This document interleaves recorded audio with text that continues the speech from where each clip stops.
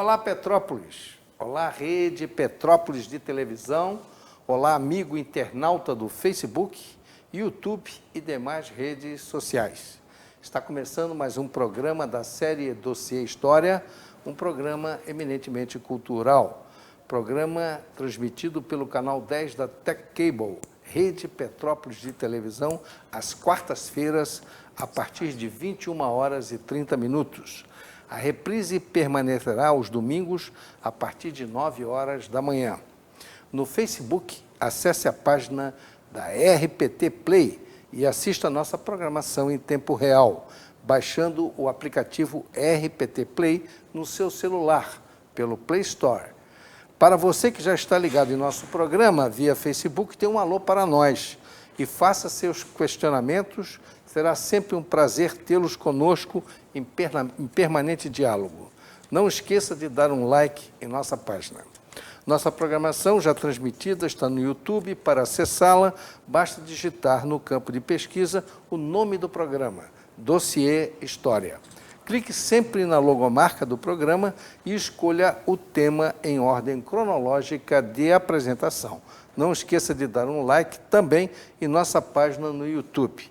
Lá você encontrará temas variados, sempre direcionados à informação de notícias, assuntos históricos, culturais, políticos e um referencial à pesquisa acadêmica ou entretenimento do internauta. Hoje, dia 4 de setembro de 2019, é o 247º dia do ano no calendário gregoriano e faltam 118 dias para o término do ano. E nós vamos em frente. Está terminando o ano, passou muito rápido.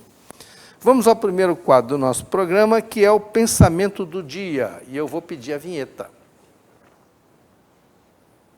A vinheta, por favor.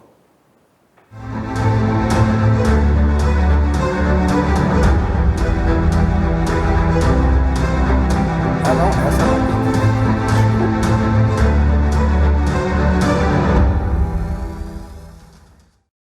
A vinheta e colocar, perdão. Um homem que não seja um socialista aos 20 anos não tem coração. Um homem que ainda seja um socialista aos 40 anos não tem cabeça. Essa é a maior realidade, é a maior verdade que pode existir. Todo mundo, aos 18 anos, eu não tive essa febre. Mas é normal que um jovem, na adolescência, na pós-adolescência, seja um socialista ou simpático às ideias socialistas. Mas aos 40 anos, a idade dá razão. Aí já realmente fica mais difícil. E quem falou isso? Georges Clemenceau, que viveu de 1841 a 1929. Georges Clemenceau foi um estadista francês, jornalista e médico. Em 1871, Clemenceau integrava a Assembleia Nacional. Ele largou a medicina e se dedicou à política, manifestando-se contra o Tratado de Paz com o recém-unificado Império Alemão. Era o chefe do Estado francês durante a Primeira Guerra Mundial. Ele era presidente do Conselho. Na sua juventude, ele foi esquerda radical, depois rompeu com os socialistas. É aquilo que eu falei aqui, que ele mesmo colocou no ditado dele. Clemenceau foi partidário de Dreyfus, Alfred Dreyfus, um jovem capitão do Exército que, nos finais do século XIX, fora acusado e condenado por traição, por ter supostamente passado documentos ao exército alemão. Cumpriu pena na Ilha do Diabo, uma prisão militar na Guiana Francesa. Com a revisão do processo, a inteligência francesa viu que se tratava de um rotundo equívoco e injustiça cometida contra Dreyfus. Foi um escândalo. Quando a opinião pública soube do caso, ficou indignada, revoltada, e haviam forjado provas para condenar Dreyfus, isso porque ele era judeu. O antissemitismo na Europa, naquela época, era exacerbado. Queriam salvar a face da instituição militar à custa do sacrifício de um inocente. A perseguição semita, pela motivação antissemitismo, na Europa não foi só na Alemanha, foi na França, foi na Itália, foi na Inglaterra, foram em vários países. Clemenceau declarou que, quando morresse, desejaria ser enterrado de pé e de frente para a fronteira da Alemanha. uma maneira de dizer que estaria sempre alerta a eventuais invasões do Império Alemão, mesmo morto. E ele morreu lá pelos idos de 1927, 1929, e logo depois, uma dezena de anos depois, aconteceu a invasão da França novamente. Clemenceau era um anti-germânico e sua indignação provinha do constrangimento que a França passou contra os alemães em 1871, por ocasião da Guerra Franco-Prussiana, em que tiveram que se render de forma humilhante, e aí foi que entrou o imperador Pedro II, que deu uma bronca no seu primo, que era o Kaiser alemão, e disse que não falava mais com ele enquanto ele não devolvesse os territórios franceses. E aí o Kaiser acabou atendendo os reclamos do nosso imperador Pedro II. E aí o que aconteceu? Quando o imperador morreu, mais de 100 mil franceses foram ao féretro dele para render a última homenagem em gratidão pela a adesão dele à causa francesa. Muito bem, então agora vamos ao o dia 4 de setembro na história, e eu vou pedir a vinheta.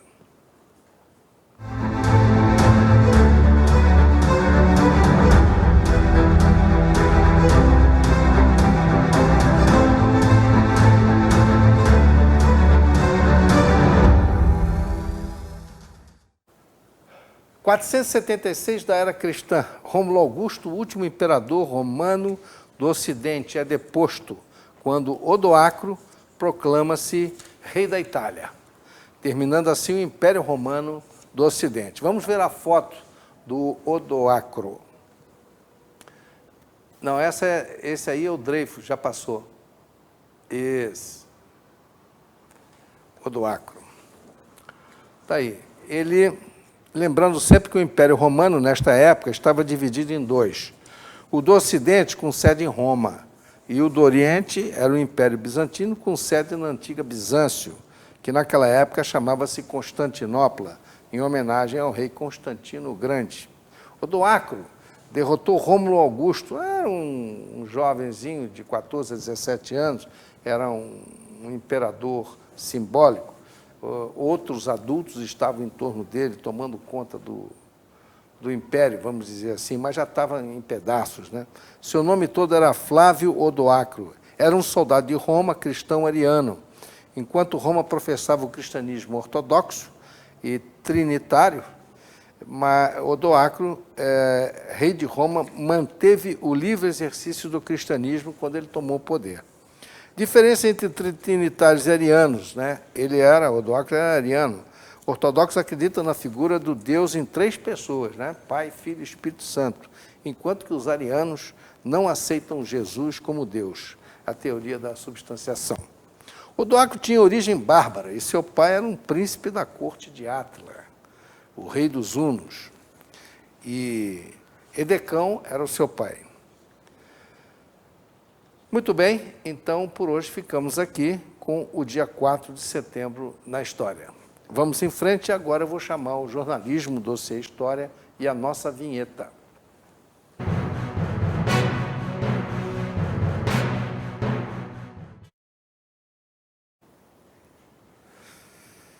Na esteira dos acontecimentos na Amazônia, envolvendo as acusações tresloucadas de Macron e a reação lúcida e firme do presidente Bolsonaro, o Papa Francisco resolveu entrar na briga do lado dos comunistas e falsos preservacionistas da Amazônia. Óbvio que por trás do Papa, me desculpe a intimidade, chamado de Papa Chiquinho, tem a figura de Leonardo Boff, que sempre foi o orientador e grande guru do Papa Chiquinho, principalmente quem o inspirou à teologia da libertação. Boff, há 40 anos atrás, tentou destruir a Igreja Católica, articulando suas idiosincrasias a fiéis da Igreja Católica que o seguiram e acabou afastado.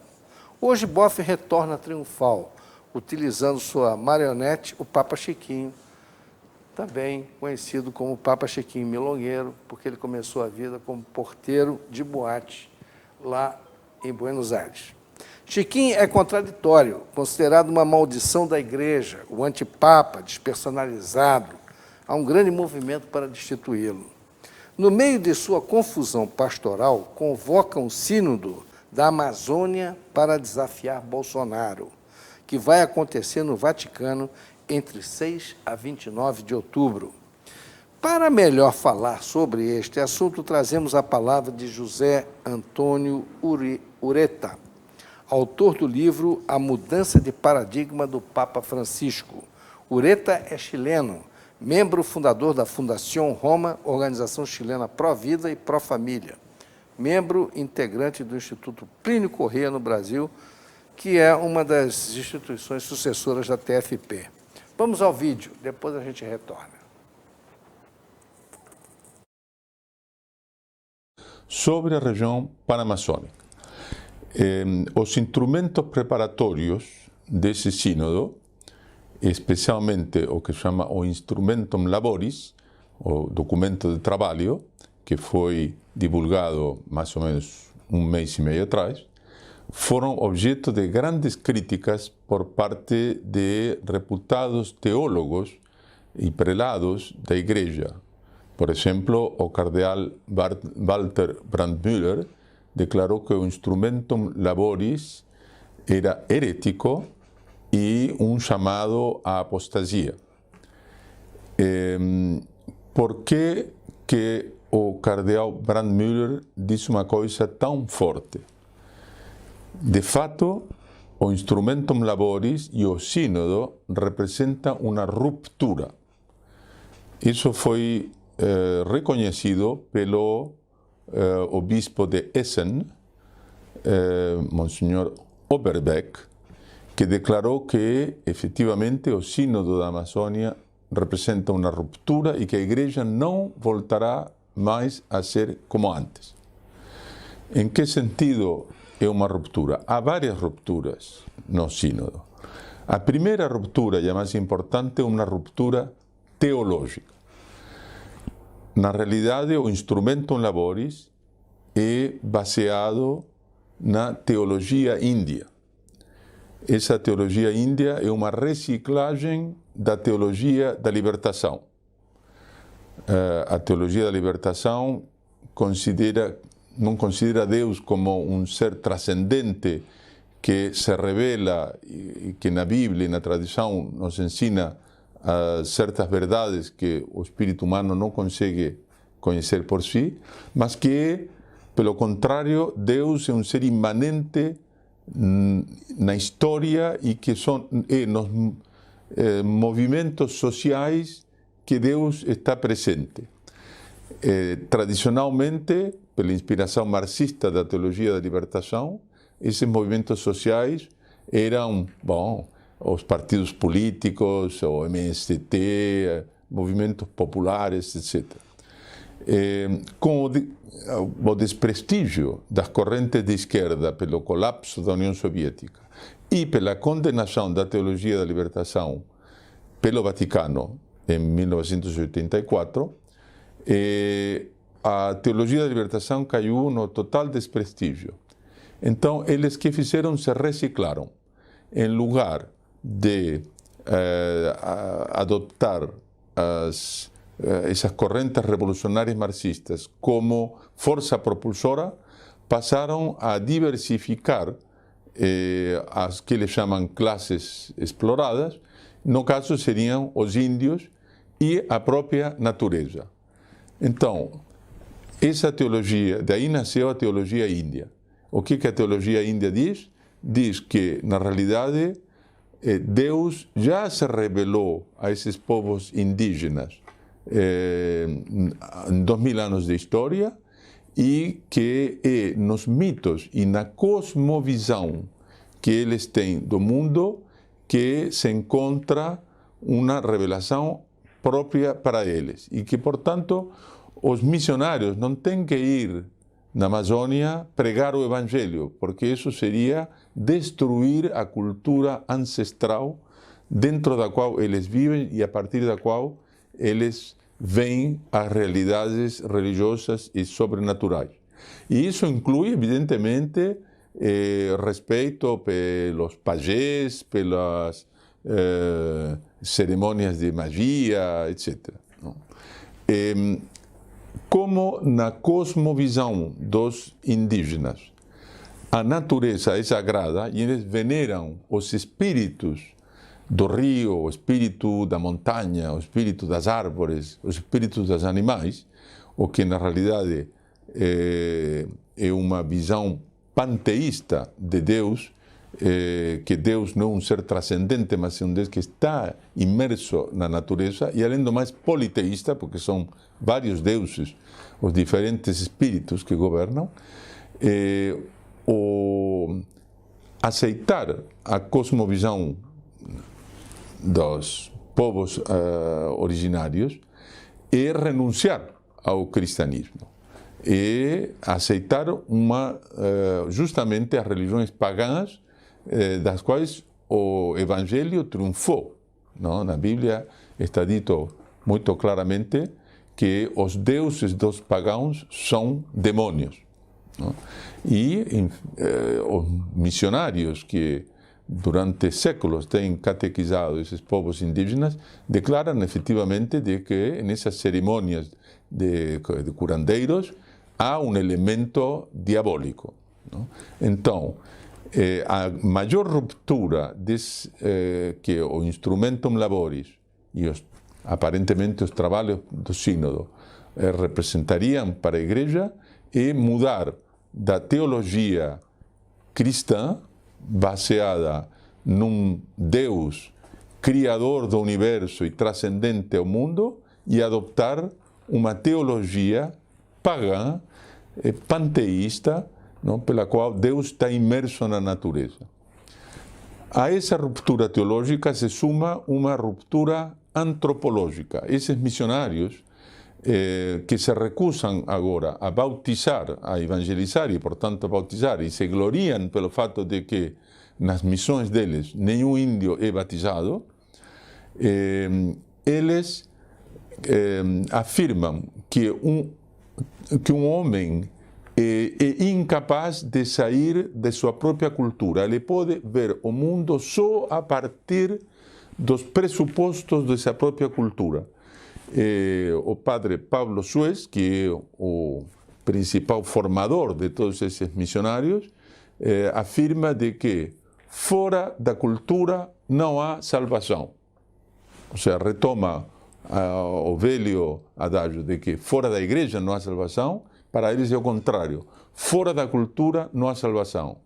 Logo, se cada um tem que ficar enclaustrado na própria cultura, não? E na realidade o que propõe é um regime de apartheid, não? Em que os povos, cada um tem que permanecer absolutamente isolado e imergido dentro da própria cultura e vendo tudo a partir da própria cultura, mesmo que essa cultura inclua, por exemplo, o infanticídio, como sucede em algumas das tribos indígenas do Brasil, por exemplo, os Yanomamis, que praticam o infanticídio. Quando na Câmara dos Deputados do Brasil se tentou apresentar um projeto de lei para acabar com o infanticídio entre os índios, o Conselho Indigenista Missionário da Igreja Católica foi uma das entidades que se pronunciou contra, porque dizia que mais importante que proteger a vida de algumas pessoas individuais era importante proteger a vida da cultura, porque a cultura passa a ter esse caráter totalitário do qual não se pode sair. Portanto, aceitar esse princípio é uma ruptura antropológica e enclaustrar os índios, não, na jaula da própria cultura e, portanto, do primitivismo que essa cultura implica. O presidente Bolsonaro tem toda a razão a dizer que o que eles querem é transformar a Amazônia em um zoológico humano, não? Aliás, o cardeal Ratzinger, nos anos 80, numa viagem que ele fez ao México, já tinha comentado isso, que na realidade se pretende transformar os índios em uma coisa folclórica para ir visitar. Ok, voltamos. O alerta é muito sério, né, com relação a esse problema da Igreja Católica. A Igreja Católica está ameaçada. Há um grande descontentamento entre os padres eu não sei o que vai acontecer, porque onde entra o socialismo, entra a divisão, entra a bagunça, entra uma série de conflitos e a paz acabou na Igreja Católica. A Igreja Católica está dividida, pior do que dividida, está fracionada. Bom, vamos em frente nós aqui. Nosso tema de fundo, vamos falar de coisa boa agora. Vamos falar de Petrópolis, vamos falar de uma pessoa muito querida pelos petropolitanos, que sempre doou sua capacidade de trabalho, sua veia artística, sua sensibilidade. Ele saiu daqui, foi para a Europa, parece que morou uma época em Portugal, depois morou na Itália, e ganhou o mundo com a sua arte. E agora retorna a Petrópolis. Bom filho a casa torna. E veio para nos brindar com o seu talento, a sua iniciativa empresarial. Eu estou falando de Márcio Fiorini. Boa noite, meu amigo Fiorini. Boa noite, meu querido. Tudo bem? Boa noite, Márcio. Tudo bem? Tudo ótimo. Satisfação muito grande em recebê-lo aqui. É uma honra. O prazer é meu. Super prazer. E como está? Como está você? Estou ótimo. Estou na minha terra querida, na minha cidade imperial, cidade que eu amo. E só corrigindo, eu não morei em Portugal, hein? Eu Não? morei na Espanha há muitos anos. É. Eu morei na Espanha 2 vezes, morei na Itália, mas em Portugal não. Adoro Portugal, sempre fui, fiz coisas lá. Fiz uma participação no Rock in Rio nas primeiras edições, que eles fizeram algumas coisas com moda e moda sustentável e me convidaram para participar. Eu fui. Foi um grande prazer. Bom, eu sei que muitos anos depois eu encontrei com você no Rio de Janeiro. Você estava fazendo um lançamento, né, de joias de borracha. Foi. Conta para nós eu essa criei história. esse conceito das joias de borracha em 2000 e lancei a primeira coleção em 2001, em janeiro de 2001. Sim. E já com aquela intenção de, falei, bom, eu acho que esse produto é um produto que eu vou levar para fora. E comecei a exportar. Automaticamente eu comecei a exportar para a Espanha e para a Austrália. Foram os 2 primeiros países que eu exportei. E aí eu falei, bom, é por aqui mesmo que eu vou. E aí eu fui convidado para participar de uma feira em Barcelona.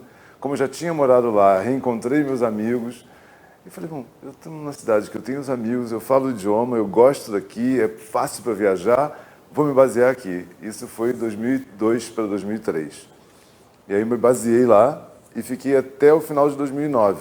Eu voltei para o Brasil em 2010, me baseei no Rio de volta, mas também sempre fora, era a minha base. Essa base que eu tinha no Rio, eu transferi para Petrópolis agora.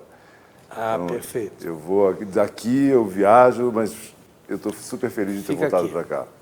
Muito bom que você esteja aqui, porque enriquece a nossa cidade. Que bom. E aí você chegou aqui Inquieto, e como sempre. já agitou, pelo que eu Inquieto, estou como sabendo. sempre. Não Vai ter um consigo. grande evento agora. Eu não consigo. Né? O que aconteceu? Quando eu cheguei aqui, eu voltei. No ano passado eu fiz muitas viagens.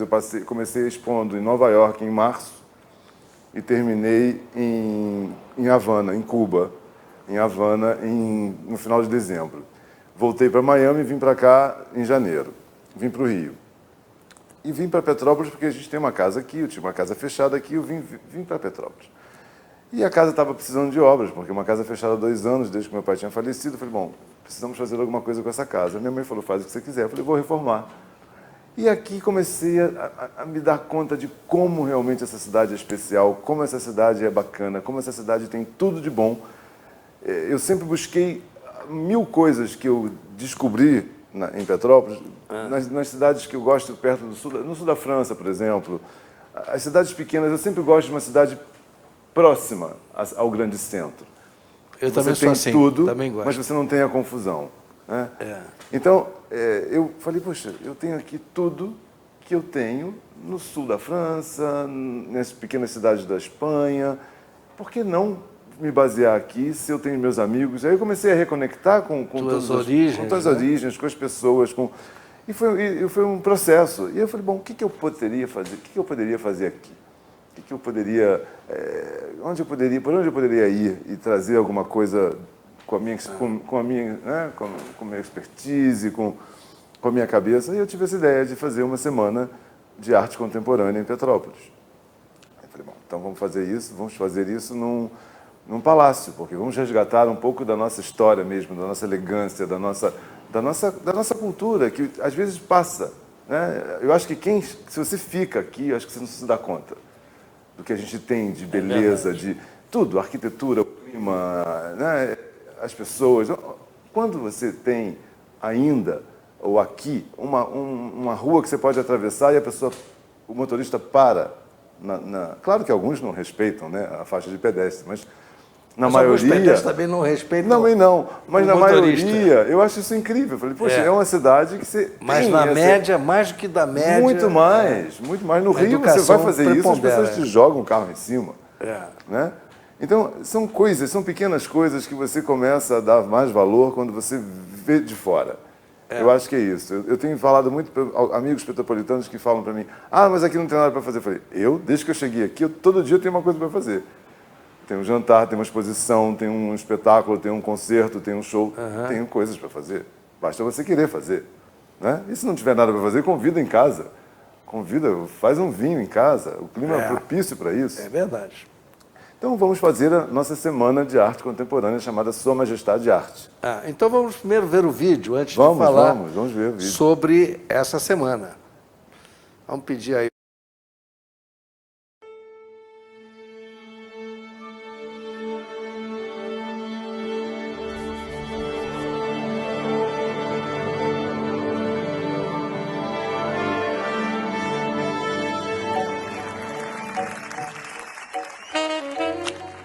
Sou Márcio Fiorini e é um prazer falar para você sobre o meu projeto Sua Majestade Arte, que será o primeiro encontro internacional de arte contemporânea em Petrópolis, a cidade imperial.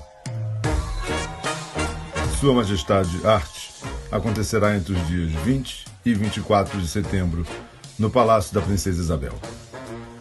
No dia 20 de setembro, o Palácio da Princesa Isabel será o palco para uma bela festa de abertura do Sua Majestade Arte, um coquetel para 400 convidados.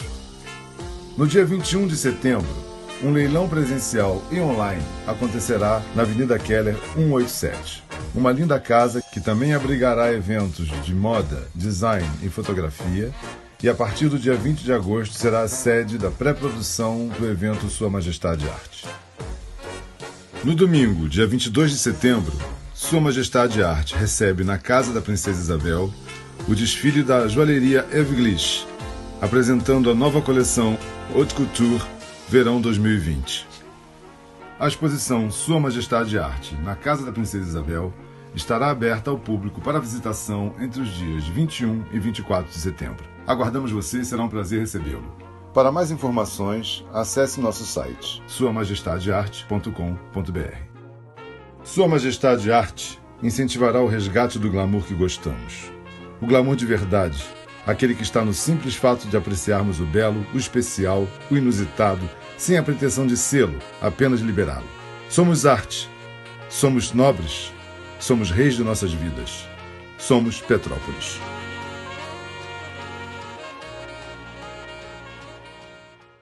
Bom, está aí para o nosso público, então, a notícia, fantástica notícia, que nós vamos ter uma semana de cultura em Petrópolis a partir do dia... Na realidade, do dia 21, aberto ao público do dia 21 ao 24. No dia 20 eu faço um evento um coquetel de abertura. E na casa da Avenida Keller eu vou fazer coisas, são pequenos movimentos fechados para convidados, mostrando um pouco da moda, um pouco do design, um pouco do que a gente tem de bom.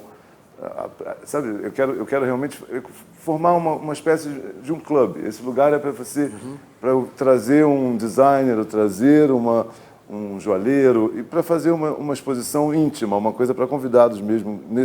Eu estou criando uma coisa embrionária. Daí, depois, no ano que vem, qual é a minha ideia?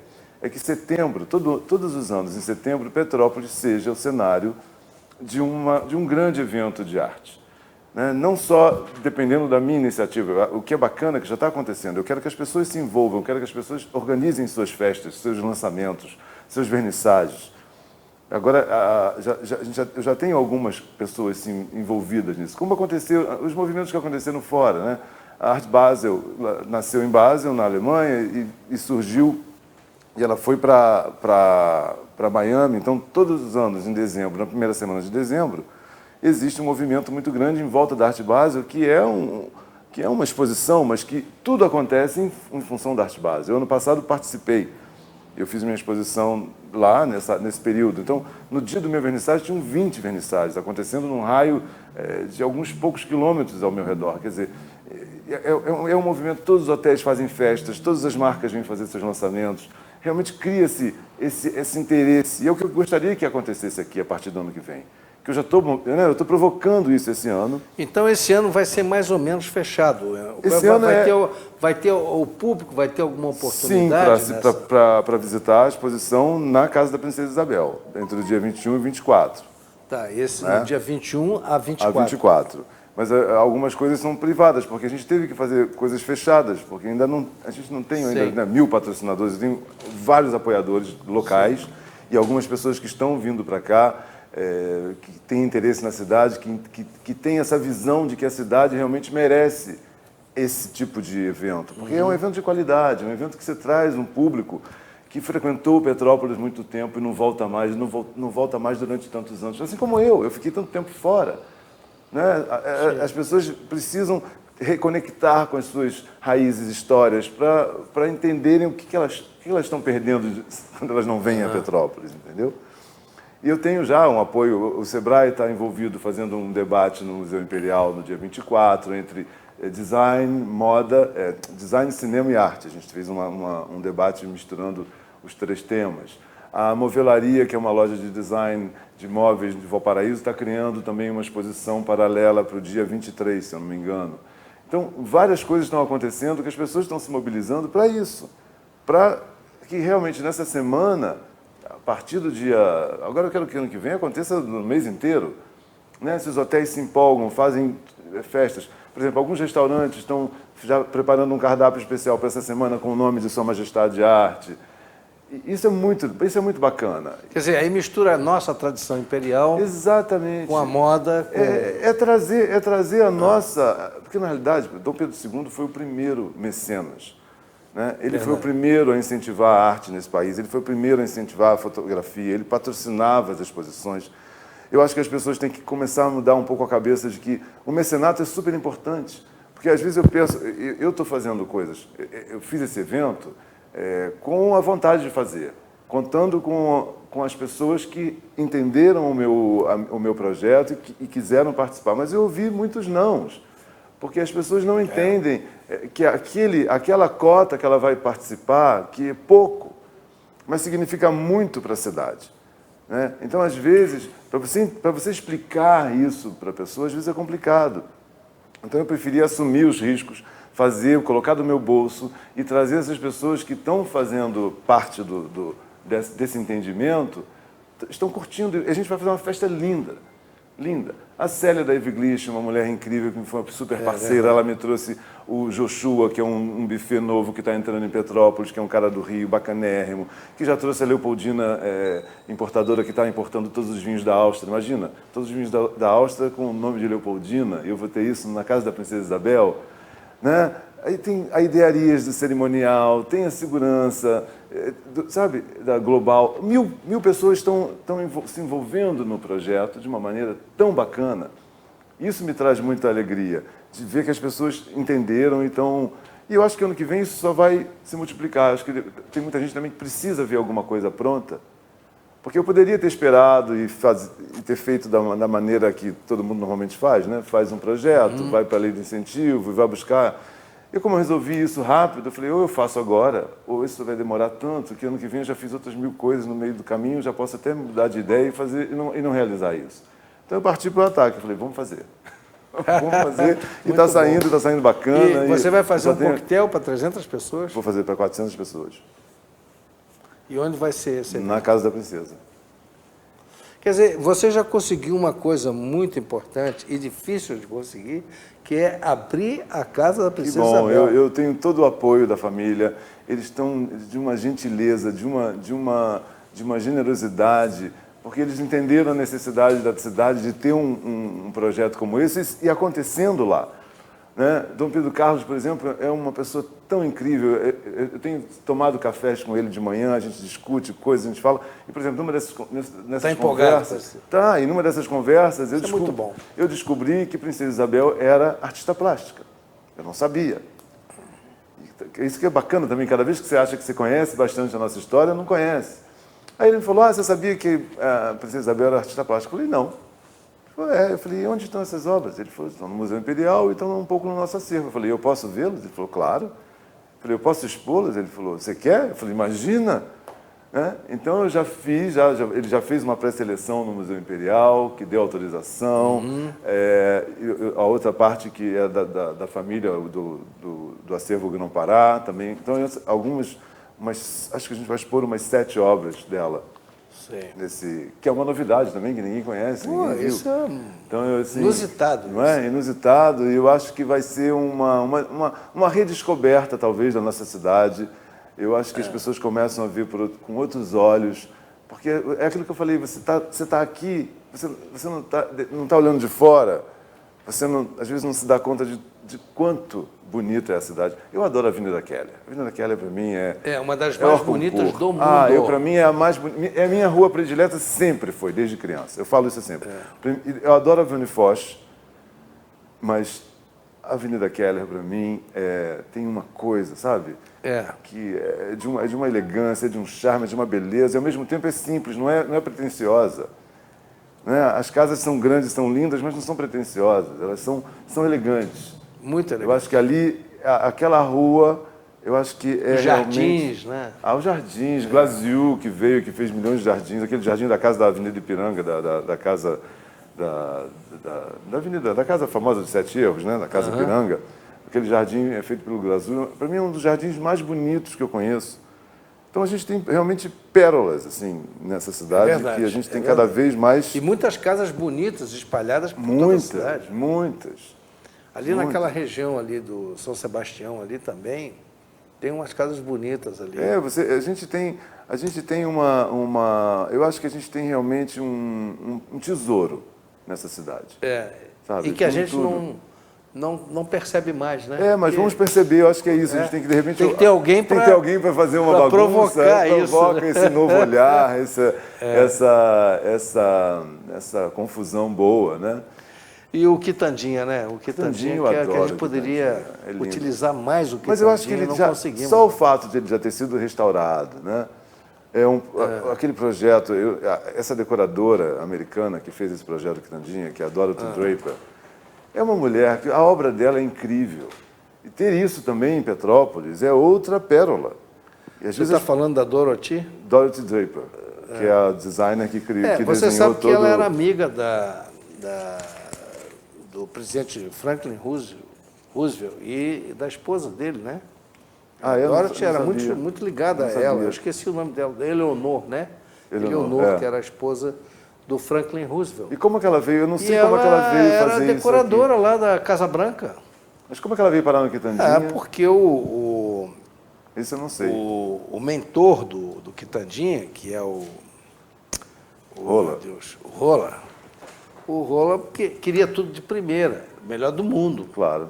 E aí ela contratou, e ela naquela época, ela estava no auge. E ela veio, depois ficou aqui no Brasil. Eu conheci um filho dela, inclusive, que bacana. Que morou aqui em Petrópolis. Que bacana. E quando ela faleceu, o inventário dela foi aberto aqui. Olha. Então Petrópolis tem umas coisas interessantes. Isso é incrível. Né? Isso é por isso que eu acho... Dorothy Lage, né? Draper. Mas depois ela se casou com um brasileiro, passou a ser Lage.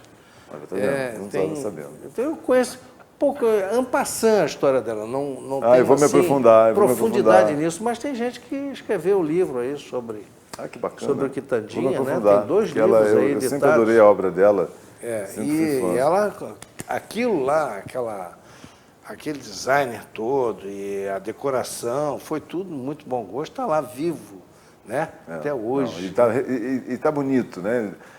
O restauro foi muito bem feito, está bonito. Dá muito gosto de ver. A arte é uma coisa fantástica. Eu não consigo viver sem arte, eu não consigo ver nada ao meu redor sem arte. Eu acho que a arte cura de verdade, eu acho que a arte, ela provoca um olhar diferente para você. Eu sou muito curioso, né? E eu acho que a curiosidade, ela faz da nossa vida a vida mais interessante. Porque se você não tem curiosidade, você não quer saber o que está E acontecendo. você está sempre buscando o novo. Eu estou sempre. Eu quero saber o que está atrás da porta. Eu quero olhar, eu quero abrir a porta, ver o que está lá. Eu sou curioso. E eu acho que isso me mantém mais animado. Você está colocando um sangue novo na cidade. E eu acho que isso é muito importante para todo mundo. Se você não tem curiosidade, você está lá quieto, se aquilo ali está bom para você, né? Nada está bom para mim. Eu quero mais, eu quero conhecer mais, eu quero entender mais, eu quero... Né? Mas eu me lembro de uma boate que você montou aqui em Petrópolis, lá na rua... Foi na Monte Caseiros? Não. Eu não montei no boate, não. Eu sempre adorei dançar, mas não. Tem o Valmir Sá, o Valmir Filho, que fez a Extravaganza, que eu ia muito. Era uma casa de... era um bar, restaurante com uma... Não, eu fiz essas coisas, eu fiz no Rio uma vez, que eu fiz uma maluquice, que eu abri um restaurante por um ano, foi a coisa mais louca que eu fiz, porque é muito bom, mas você recebe todo mundo, você vira escravo daquele lugar. Eu hoje não consigo pensar em ter alguma coisa que eu tenha que estar todos os dias no mesmo lugar. Já faz tempo que eu estou... Isso é uma vida escrava. Sabe, né? Porque eu gosto de viajar, eu gosto de fazer as coisas fora, né? Eu não posso... Você perguntou, você está morando em Petrópolis? Não, eu estou baseado em Petrópolis. A partir de agora, a minha base é Petrópolis, mas eu tenho minhas coisas para fazer fora do Brasil. Eu não posso deixar minha carreira fora, né? Eu tenho que continuar fazendo as coisas lá, eu tenho que continuar fazendo... Tem uma exposição agora prevista para novembro em Buenos Aires. Pintura também? Pintura. No Museu de Design e Arquitetura. Mas eu estou pensando em cancelar, porque eu estou tão envolvido com esse projeto aqui e assim, teria que acabar o projeto, pegar um avião, ir para Buenos Aires e ficar lá. E para produzir, inclusive, porque eu não estou produzindo o que eu deveria produzir. Então, eu estou pensando em cancelar e deixar passar para o ano que vem. Mas eu vou ficar baseado aqui, daqui eu viajo, daqui eu faço as minhas coisas. Mas eu não quero ter nada que eu me prenda 100%. Né? Eu quero ter sempre essa facilidade de a mala pronta. Né? Agora, uma pergunta política. Qual? Você, não de Brasil, mas de Europa. Você viveu na Europa num período um pouco conturbado, né? Sempre, Aquela migração de africanos, de árabes para lá. Então, aquilo gerou uma confusão. O que você me diz daqui? Na Espanha houve problema, na Itália houve problema. Você sabe, Qual é a sua visão em relação eu acho que o mundo está muito esquisito, sabe? Eu acho que as pessoas não veem o que elas têm que ver realmente. Eu acho que cada um olha para o seu umbigo e, de repente, quando vem uma onda de críticas, elas vão tão taxativas e que acabam levando todo mundo para aquele mesmo olhar. Eu acho que o que está faltando no mundo é um olhar mais amoroso, sabe? De uma forma mais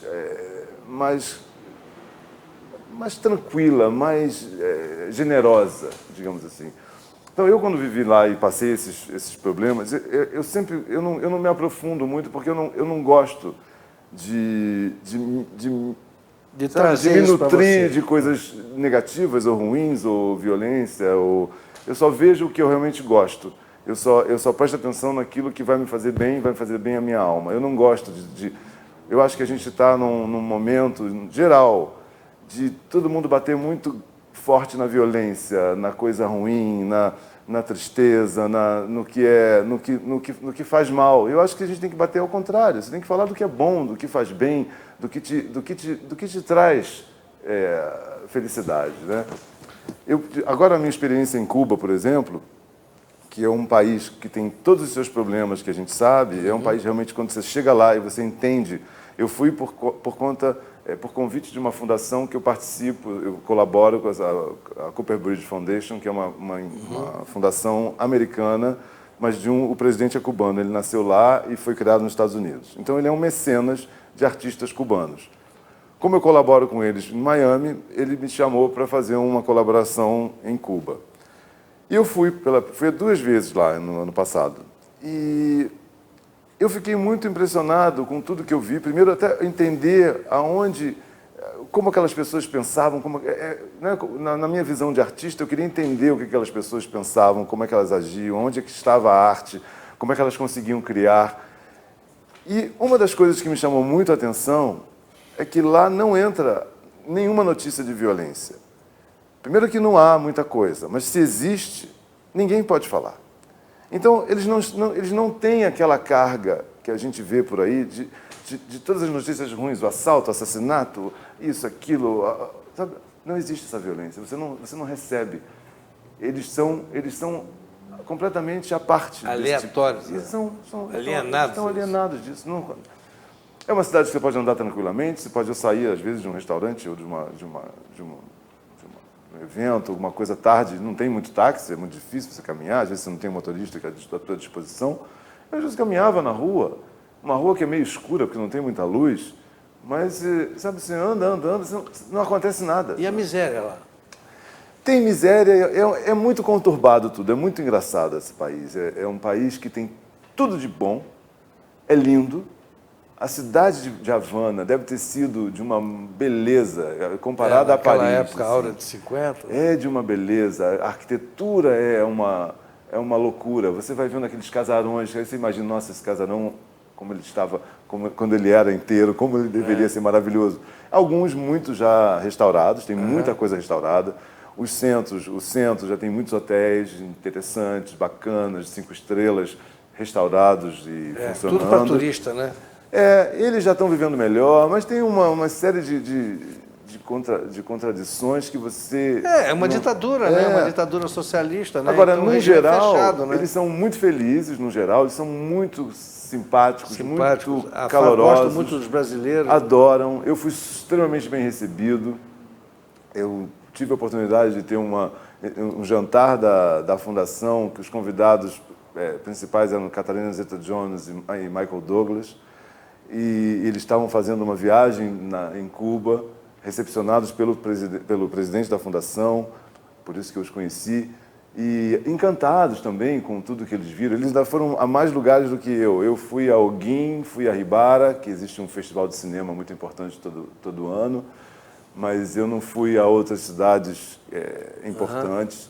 Eles viajaram mais. Então você vê que existe um interesse nessa cultura e nessa beleza do país. Mas é tudo uma experiência, né? Isso tudo eu trago para mim na minha arte. Eu vou absorvendo. Eu acho que hoje eu sou muito o fruto de tudo que eu vi nesses últimos, sei lá, nesses 40 anos que eu viajo. Eu sempre, 30 e tantos, eu estou com 57, eu viajo desde os meus 18. Então eu sempre gostei de viajar, eu sempre, acho que o meu dinheiro foi todo para viagem, sempre. Eu não sou aquele de economizar, eu gosto de viajar, eu gosto de viver bem, eu acho que isso é o que você traz para você. Então eu sempre viajei muito, eu sempre investi nessas coisas. Eu sempre investi nessas viagens porque para mim sempre foram importantes. Te realizam, né? Me realizam, sabe? Você poder cruzar com essas pessoas, você poder se comunicar, trocar as trocar culturas, cultura, trocar né? as experiências. Eu estou fazendo um trabalho com um artista cubano, a gente está fazendo uma coisa a 4 mãos, eu quero trazer ele para cá, não consegui trazer agora porque é um trâmite muito complicado. Eu queria trazê-lo para essa exposição, mas não consegui. Mas a gente fez uma coisa para esse jantar, ele pintou todos os painéis foi numa warehouse, ele pintou todos os painéis e eu pintei todos os pratos, que eram presentes para os 70 convidados. E então a gente fez uma parceria. E muito engraçado, um dia eu falei para ele, Pablo, esse banheiro não está muito legal, por que a gente não pinta ele junto? Ele falou, tá bom, mas e tinta? Eu falei, você não tem? Ele falou, não, aqui não tem tinta. Eu falei, você pinta quanto? Ele falou, pinto com o que tem. Então e ele pinta muito, mas aí você tem que catar um lugar, tem numa venda você encontra uma tinta tal, na outra você encontra outra. Aí de repente ele encontra um spray. Aí eu falei, e você vai estar pintando spray com máscara? Ele falou, não, eu falei, você está louco. Aí eu tinha uma máscara na minha mala, eu dei para ele. Ele falou, que maravilha, agora eu tenho uma máscara. Porque eles não têm nada. Você imagina? E a gente tem tudo e a gente reclama, né? É verdade. É uma loucura. É verdade. Então a pintura hoje também a pintura hoje é uma atividade que você está se dedicando a ela. Né? Porque eu deixei um pouco. Em 2011, mais ou menos, eu comecei a perceber que eu tinha perdido o lado artista e estava muito burocrata. com as joias de borracha, com sucesso espalhado. Eu tinha 15 países me distribuindo. Isso me obrigava muito a ficar viajando muito, a fazer muitas feiras, a fazer esse contato e ter ter que fazer, realmente você acaba trabalhando para o teu distribuidor, na realidade. E eu não achava aquilo mais legal. Eu falei, eu perdi o tempo de sentar no ateliê, de criar, de pensar. Era sempre uma coisa, a entrega, a feira. Então, para eu criar uma coleção, eu estava sempre correndo. E eu não gosto. Você virou um escravo. Virei escravo. E aí eu falei, eu quero voltar a pintar, eu quero voltar a cantar, eu quero fazer outras coisas que eu adoro e que eu não estou fazendo. E aí eu falei, bom, vai ser difícil. A música também tá... A música eu já tive lá atrás, num passeio pela... Eu tenho a Bossa Nova no... É verdade, né? Seu tio, né? Meu tio, Luverci Fiorini. Ele foi um compositor da super compositor, com uma obra incrível. A gente está fazendo agora, o meu primo teve a iniciativa, o Rodrigo Fiorini, teve a iniciativa, ele é músico também, teve a iniciativa de fazer um songbook com o Oscar Castro Neves e o Luverci Fiorini, né? Porque o Luverci era o letrista e o Oscar fazia a música. Então, a gente está tentando fazer esse songbook, que vai ser interessante. Eu estou pensando em voltar a gravar, em fazer alguma coisa, mas isso é depois. Estou escolhendo o repertório, estou pensando no que eu quero fazer.